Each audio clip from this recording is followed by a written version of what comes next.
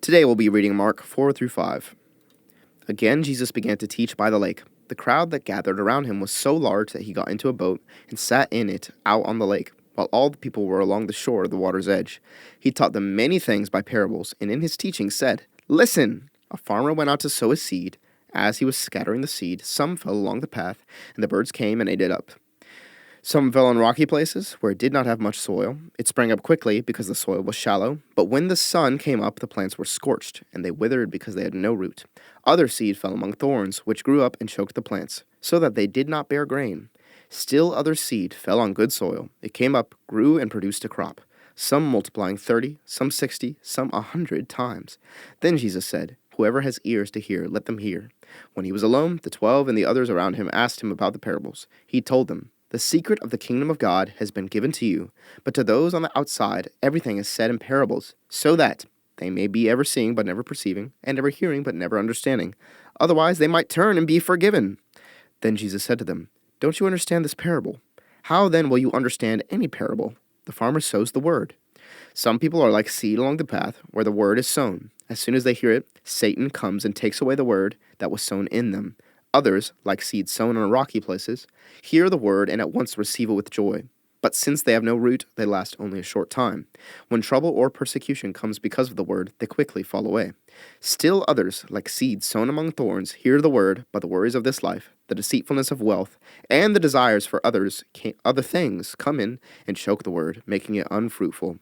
Others, like seed sown on good soil, hear the word, accept it, and produce a crop, some 30, some 60, some 100 times what was sown. He said to them, 'Do you bring a lamp to put it under a bowl or a bed? Instead, don't you put it on its stand? For whatever is hidden is meant to be disclosed, and whatever is concealed is meant to be brought out into the open. If anyone has ears to hear, let them hear. Consider carefully what you hear,' he continued. 'With the measure you use, it will be measured to you, and even more. Whoever has will be given more. Whoever does not have, even what they have will be taken from them.' He also said, 'This is what the kingdom of God is like. A man scatters seed on the ground. Night and day, whether he sleeps or gets up, the seed sprouts and grows, though he does not know how. All by itself the soil produces grain, first the stalk, then the head, then the full kernel in the head. As soon as the grain is ripe, he puts the sickle to it, because the harvest has come.' Again he said, 'What shall we say the kingdom of God is like? Or what parable shall we use to describe it?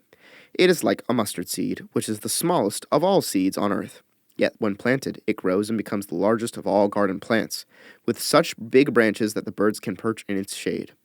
With many similar parables, Jesus spoke the word to them, as much as they could understand. He did not say anything to them without using a parable. But when he was alone with his own disciples, he explained everything. That day when evening came, he said to his disciples, 'Let us go over to the other side.' Leaving the crowd behind, they took him along just as he was in the boat. There were also other boats with him. A furious squall came up, and the waves broke over the boat so that it was nearly swamped. Jesus was in the stern, sleeping on a cushion. The disciples woke him and said to him, 'Teacher, don't you care if we drown?' He got up, rebuked the wind and said to the waves, 'Quiet, be still.' Then the wind died down, and it was completely calm. He said to his disciples, 'Why are you so afraid? Do you still have no faith?'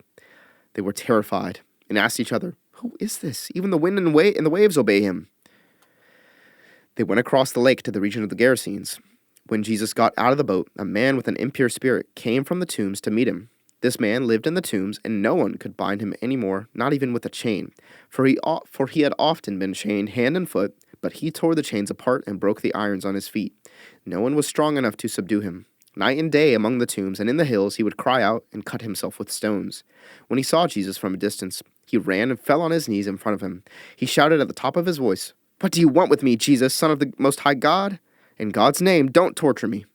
For Jesus had said to him, 'Come out of this man, you impure spirit.'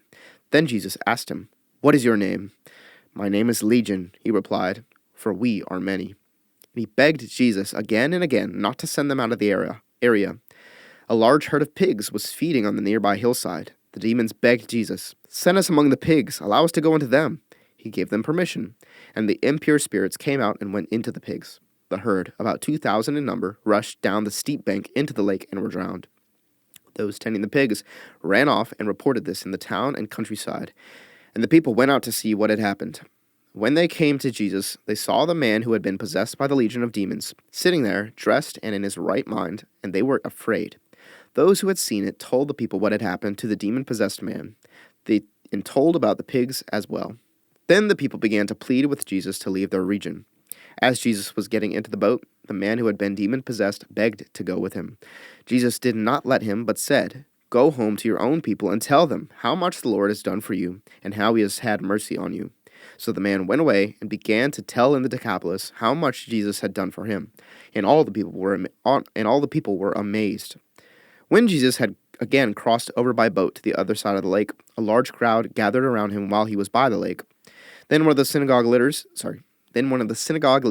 named Jairus came, and when he saw Jesus, he fell at his feet. He pleaded earnestly with him, "My little daughter is dying. Please come and put your hands on her so that she will be healed and live."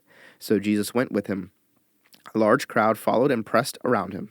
And a woman was there who had been subject to bleeding for 12 years. She had suffered a great deal under the care of many doctors and had spent all she had. Yet, instead of getting better, she grew worse.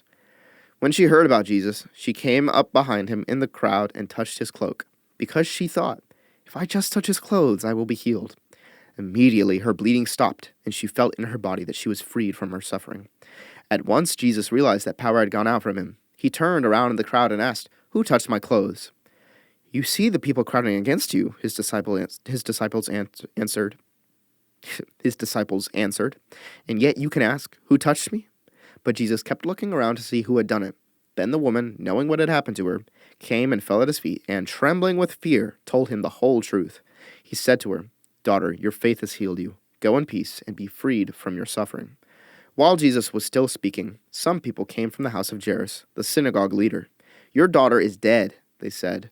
"Why bother the teacher any more?" Overhearing what they said, Jesus told him, "Don't be afraid, just believe."